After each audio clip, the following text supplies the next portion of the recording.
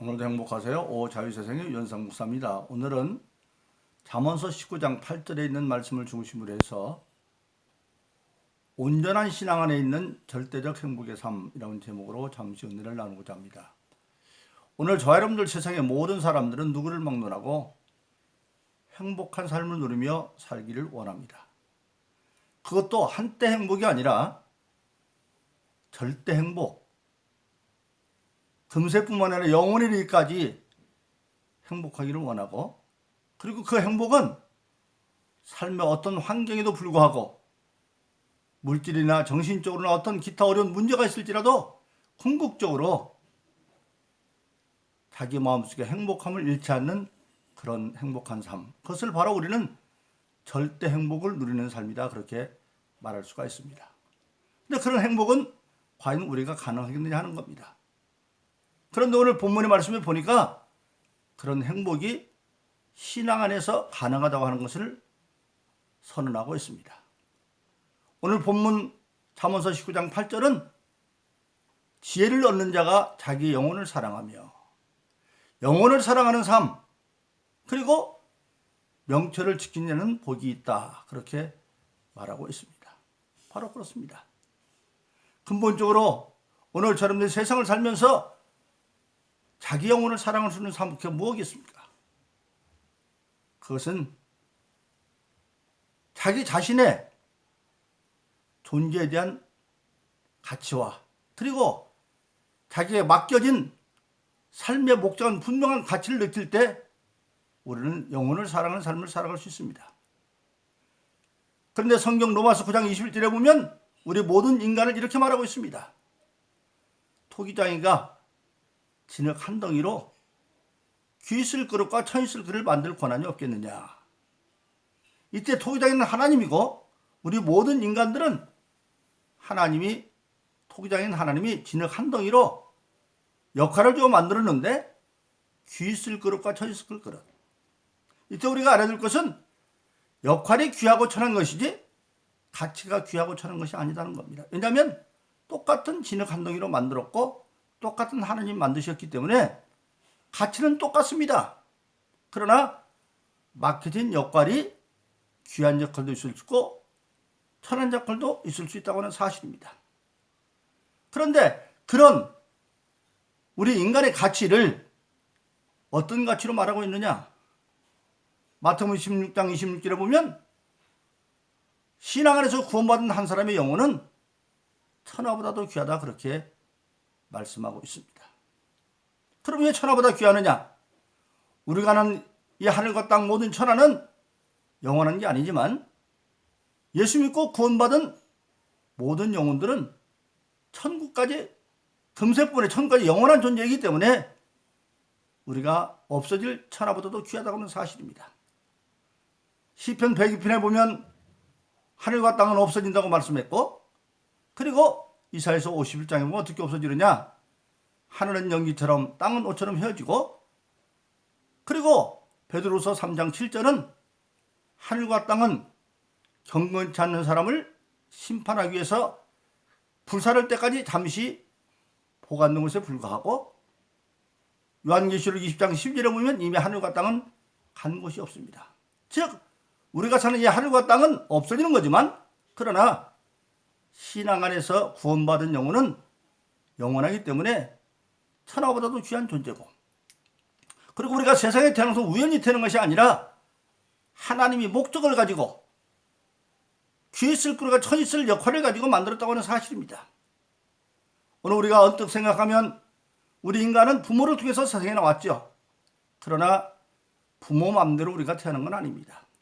만일 부모 마음대로 우리가 태어날 수 있었다고 한다면 남자를 낳고 싶으면 남자를 낳고 여자를 낳고 여자를 낳아야 되는데 그게 마음대로 안 되죠.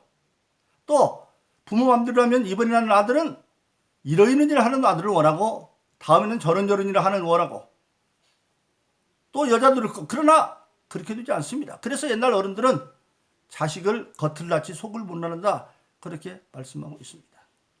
알고 보면 부모에 의해서 우리가 세상에 나왔지만 그 저쪽에는 하나님의 계획 가운데, 즉 토기장인 하나님께서 역할을 정하고 세상에 보내었다고 하는 사실입니다.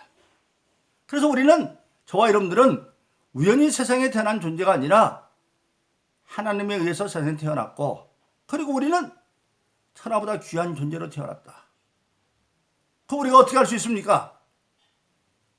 바로 저와 여러분들, 세상에 있는 모든 사람들, 지금 현재 2000년도 7월달 이후에 보면 세계 인구가 77억 8천만을 넘어서 78억을 행해가고 있습니다.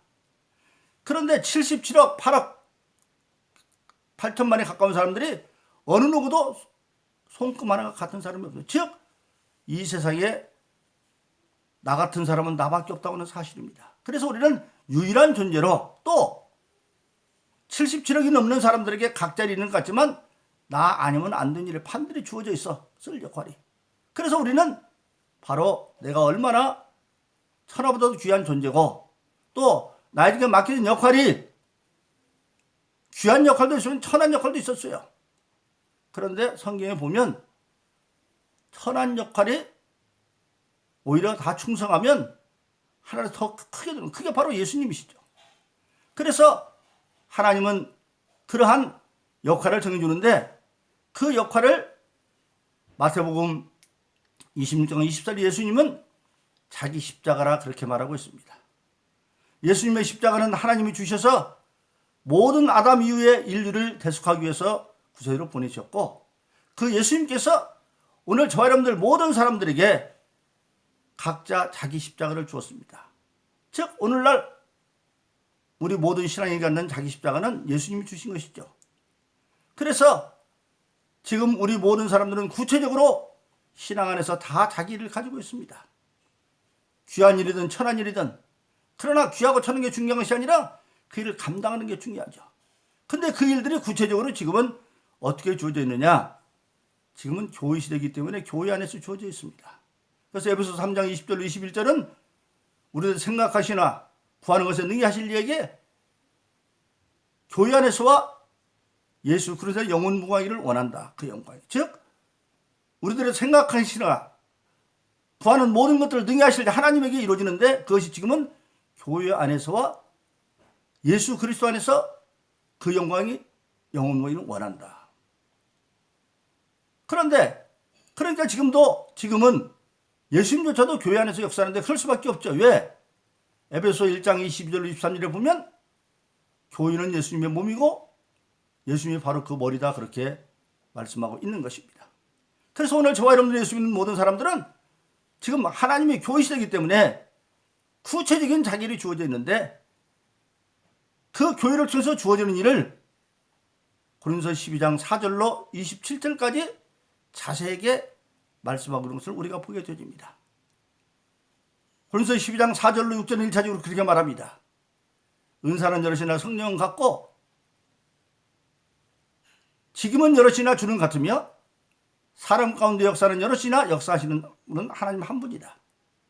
즉, 교회 시대 하나님은 역사의 주관자인데 그 역사를 홀로 감당하지 아니하고 예수님, 주님을 통해서 각자에게 직임을 주고, 그 맡은 직임을 감당하는 데는 악한 마귀가 방해하니까, 마귀를 이기려면 사람 힘으로 안 되니까 성령을 주어서 성령을 따라서 감당해서 은사는 여럿이나 직임을 갖고, 은사는 여럿이나 성령을 갖고, 그러니까 고린도서 12장 7절 이하에 보면 성령의 9가지 은사가 나와 있습니다.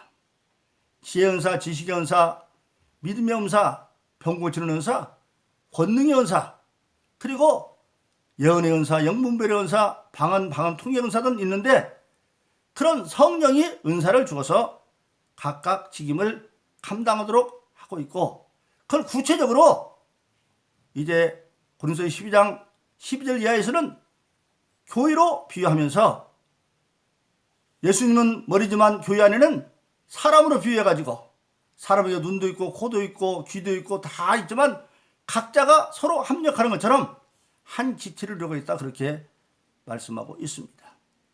그래서 오늘 저와 여러분들은 비록 나의 맡겨진 역할이, 내 자기 십자가가 힘들고 어려워도 그것을 같이 늘려 알고, 또 하나님은 그래서 감당할 힘을 주어서 심지어는 성경에 보면 예수님이 십자가의 고난의 길에서 승리해서 보좌 우편에 있는 것처럼 성경에 보면 예수님과 똑같이 하나님의 뜻을 위해서, 주님의 뜻을 위해서 순교하기까지 기뻐하면서 하는 사람들이 있습니다. 순교하기 직전에 바울 사도는 디모데후서 4장 6절 7절에서 로마 감옥에 갇혀 순교의 직전으로 그렇게 말합니다. 내가 달려갈 길을 다 달려가고 선한 싸움으로 믿음을 지켰으니 이제 나에게는 의의 멸류관이 있고 이것은 나뿐만 아니라 주님 오시기를 기다리는 모든 사람이 허락된, 모든 시대가 허락된 것이다. 그런데 그 순교의 직전 순간에, 순교의 순간에도 그것을 기쁘게 감당하는 사람이 있습니다. 바울 사도의 가장 큰 영향을 준 그의 가말리엘 문에 동역된 스데반이 순교하면서 사도행전에 보면 어떻게 되어 있습니까? 그가 돌맞아 순교하면서도 보좌 우편에 하나님이, 주님이 문을 열어서 그를 보게 만들어서, 눈을 열어서, 그러니까 보좌는 주님을 바라보면서 돌로 치는 사람들에게 그런 천사 같은 얼굴로 주님께 기도합니다. 저들의 죄를 저들로 돌리지 말아주세요. 그리고 내 영혼을 부탁합니다. 저들을 돌리지 마세요. 즉 순교하는 순간까지도 그것을 감당합니다. 이것이 바로 자기 십자가입니다. 그런데 성경에 보면 하나님은 그러한 능력도 우리에게 주시고 있다고 하는 사실입니다. 그래서 우리 예수님 안에서는 자기 영혼을 사랑하는 자, 비록 그가 순교 사명을 받았을지라도 그들은 육신의 삶으로 끝나는 것이 아니라 영원한 천국이 있는 걸 압니다. 알아서 우리가 금세뿐만 아니라 내세까지 영생을 얻는 소망이 있기 때문에 환난 가운데서 자기 영혼을 사랑하는 것을 우리가 보게 되어집니다. 그런데 그런 자기 영혼을 사랑하는 절대적인 행복의 조건이 뭐냐? 오늘 본문의 말씀 잠언서 19장 8절 지혜를 얻는 자는 자기 영혼을 사랑하며 그렇게 말하고 있습니다. 근데 지혜는 뭡니까? 잠언서 9장 10절은 지혜는 여호와를 경외하는 것이 지혜의 근본이다. 하나님을 경외하는 것, 그리고 명철은 거룩한 일을 아는 것이다. 즉 하나님을 알아서 하나님을 경외하는 겁니다. 우리가 신앙생활하면서 신앙이 깊어지다 보면 하나님을 온전히 알게 될 때 하나님을 온전히 경외합니다. 요한일서 2장 12절 14절에 보면 성경을 기록한 목적을 단계적으로 말하는데 첫 번째는 자녀들아 내가 이것을 기록하는 것은 너희가 죄로부터 사함받다 하며 죄로부터 하면 너희가 하나님을 아버지로 알았다. 즉 구원론이 기록되어 있고, 두 번째는 청년들아 내가 이것을 기록하는 것은 하나님의 말씀이 너희 안에 있으면 네가 악한 자를 이겼다. 이제는 말씀이 믿음이 되어서 권능을 얻던 마귀를 이기는. 그런데 마지막에 아비들아 내가 이것을 기록하는 것은 네가 태초이신 일을 알았다. 즉 이때 태초는 앞에 정관사가 없어서 천지창조보다 이전에 영원히부터 계신 하나님을 알게 된다는 겁니다. 즉 아비의 믿음이 되어지면 하나님에 대해서 온전히 알게 되어지는 겁니다. 바로 그렇습니다. 우리가 성경에 보면 하나님은 천지를 창조할 때는 엘로힘 하나님, 그때 누구의 도움도 받지 않냐고 전능하신 능력으로 창조했다는 엘사 하나님, 그리고 그 하나님은 천지 만물을 주관하실 때 아도나이 하나님. 근데 그 하나님이 모세를 통해서 이스라엘 백성을 여기서 구원할 때 나는 여호와다, 구원의 하나님. 그런데 예수님이 땅에 오셔서 주기도문에서 마태복음 6장에서 하늘에 계신 우리 아버지요, 그 하나님이 아버지라는 겁니다. 그러니까 우리가 하나님을 경외하는 것은 하나님을 알므로 경외하는 건데, 즉 뭡니까? 하나님은 만물을 창조하셨어요. 전능하신 분. 그런데 창조만은 끝나는 것이 아니라 그 하나님은 그 전능하신 능력으로 만물을 세상 끝날까지 보존하시고 관리하시고 케어하시는 보살피는 하나님이세요. 그리고 만물을 다스려갈 때 오직 공의로 옳음으로 다스려가고 그분이 우리를 구원자시고, 근데 그분이 우리 아버지시다. 거기까지 알게 되어지면 하나님을 무서워서가 아니라 경외하지 않을 수가 없어요. 너무나 거룩하고 너무나 사랑이 많고 그 권능을 가지고 능력을 가지고 군림하시는 분이 아니라 보살피고 케어하는 하나님, 그분이 내 아버지인 걸 알게 되어지면 우리는 하나님을 거룩하게 여기고 존경하고 경외할 수밖에 없어요. 그런데 예수님께서 일찍이 말씀하셨습니다. 아비의 믿음이 되어지는 것과 마찬가지로 요한복음 10장 30절에 예수님은 나와 아버지는 하나다 말했고, 그리고 빌립보서 2장 5절에서는 모든 성도들은 예수님 마음을 품어라. 그렇게 되지면 태초이신 하나님을 알게 되지면 하나님, 예수님, 우리의 마음이 하나가 되어져서 우리가 하나가 되어지는 겁니다. 그래서 하나님에 대한 오해가 없어져 버려요. 즉 그래서 바로 뭐냐?